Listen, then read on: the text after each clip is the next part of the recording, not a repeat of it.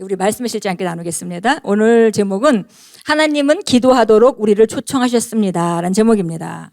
예, 기도의 자리로 우리를 초청하셨다 이런 말씀이죠. 누가복음 18장 1절 말씀 같이 읽습니다.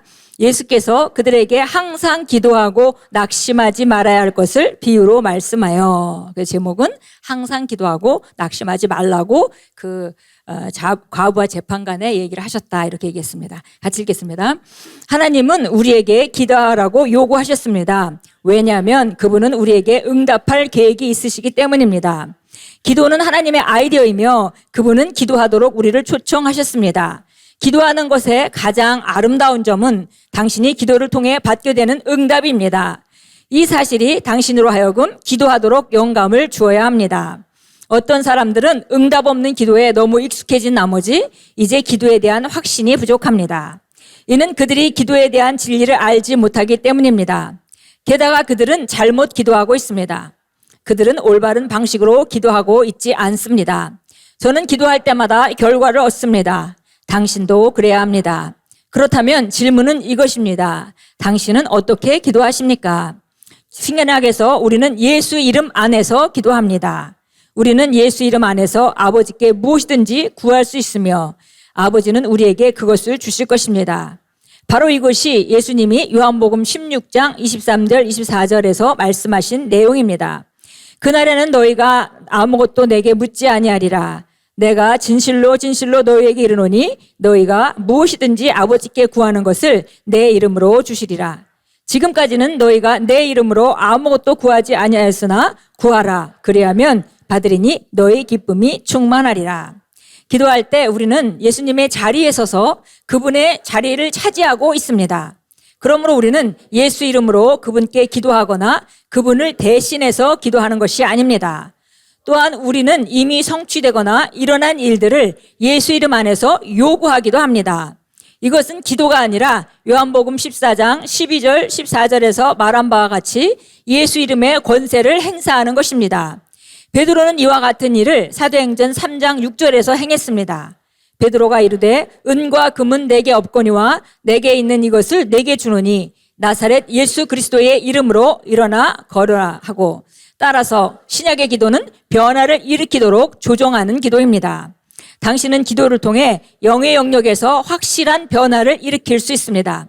그래서 예수님은 항상 기도하고 낙심하지 말라고 말씀하셨습니다. 당신이 기도할 때 의의 일들을 위한 능력이 역사하기 시작하므로 포기하지 않아야 한다는 뜻입니다. 우리는 기도를 통해 하나님의 뜻이 하늘에서 이루어지듯이 땅에서도 이루어지게 합니다. 하나님을 찬양합니다. 아멘. 예, 오늘 기도에 대한 내용이죠. 그래서 보니까 하나님께서 우리를 기도의 자리로 초청하셨다는 것은 전제가 뭐냐면 바로 응답하시겠다는 것이죠. 그래서 하나님의 말씀하실 때 이유 없이 말씀하시는 것이 아닙니다. 그래서 기도하라고 말씀하셨기 때문에 응답하신다는 그 전제 하에 우리가 기도할 수 있는 것이고요. 그다음에 여기서 얘기했습니다. 우리는 예수 이름 안에서 기도하는 것이다. 그래서 예수 이름으로 기도한다고 하면 우리가 마치 무슨 코드를 누르듯이 이렇게 비밀번호 누르듯이 그런 것이 예수 이름을 붙이는 것이 아니라 예수 이름 안에서 우리가 예수님의 자리에서 기도한다는 그런 뜻이라는 것을 우리가 잘 알고 있습니다. 그래서 여기 요한복음 16장 23절 24절에 보면 그날에는 너희가 아무것도 내게 묻지 아니하리라 그랬는데요. 예수님이 있는 당시에 제자들은 예수님께 와서 무엇이든지 물어보고 또 요구하고 그랬죠. 그런데 예수님께서 이제 말씀하시는데 그날이 되면 아무것도 너희가 내게 묻을 필요가 없다 이렇게 얘기를 하면서 내게 또 구할 필요도 없다 이렇게 말했습니다. 내가 진실로 진실로 너에게 이르노니 너희가 무엇이든지 아버지께 구하는 것을 내 이름 안에서 주시리라 그랬어요. 그래서 우리가 예수 이름 안에 있다는 것이고 예수 이름의 권세가 우리 안에 있기 때문에 우리가 예수님의 자리에서 구하는 것을 예수 이름으로 구한다 이렇게 표현하는 것입니다. 구하면은 받게 될 것이고 그러면 그 결과로 너의 기쁨이 충만할 것이다 이렇게 말씀했습니다. 예, 그래서 우리가 자꾸 종교적인 그런 마인드로 뭔가 구하면 하나님이 뭔가 주시겠다 그런 생각에서 빨리 벗어나서 아버지는 주시기로 작정하고 우리에게 기도하라고 말씀하신 것이고 우리는 예수 이름 안에서 그러니까 예수님의 자리에서 바로 그분의 자리를 차지하고 그 위치에서 아버지께 예수님이 구하듯이 예수님이 사실은 뭘 그렇게 구하신 적이 없으시죠.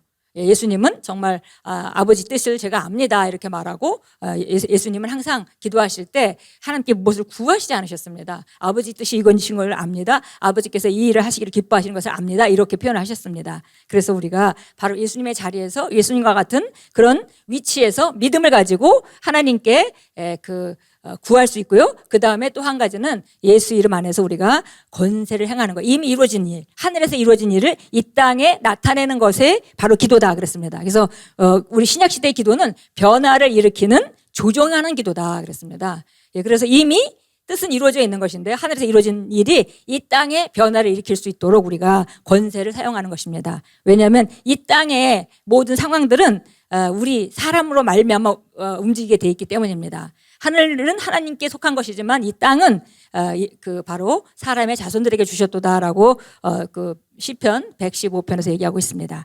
그래서 기도할 때 우리가 낙심하지 말고 기도하라. 그래서 금방금방 기도하자마자 눈에 보이면은 낙심할 사람이 없죠. 근데 사실은 영적인 영역 안에 변화가 일어나면서 자연적인 영역에 변화가 일어나는데 시간이 걸릴 수 있기 때문에 우리가 기도하고 낙심하지 말고 뜻이 하늘에 이루어진 뜻이 이 땅에 나타내도록 우리가 기도하는 그런 자신감을 가지고 그러니까 우리 담대하게 기도해야 되겠습니다. 데살로니가 전서는 항상 기뻐하고 쉬지 말고 기도하고 그다음에 범사에 감사하라라고 말했습니다. 그래서 우리가 항상 기도하는 것이고 기도는 항상 우리가 주님 안에서 호흡과 같이 늘 우리가 앉아서 기도하고 방언 기도하고 이런 뭐 경배 기도하고 이런 것도 기도지만 항상 주님을 바라보고 우리의 중심을 주님께 내놓는 것 그 자체가 다 기도죠. 주님과 교통하는 것이 모두 기도입니다. 그래서 우리가 새롭게 기도를 우리가 다시 한번 정비하고 바른 기도, 응답받는 기도, 응답받을 수밖에 없는 기도로 우리가 새롭게 조정하도록 합니다. 자, 우리 기도하겠습니다. 사랑하는 아버지, 기도의 축복과 특권에 감사드립니다. 당신은 우리에게 응답하시기로 계획하셨기 때문에 기도하라고 요구하셨습니다. 나는 오늘 당신의 자녀들이 더 많은 말씀에 대한 지식을 얻기를 기도합니다. 그리고 당신의 지혜가 우리의 심령을 인도하고 마음을 다스려 의의 일들을 하며 왕국을 위해 승리하도록 기도합니다. 예수 이름으로 기도합니다. 아멘.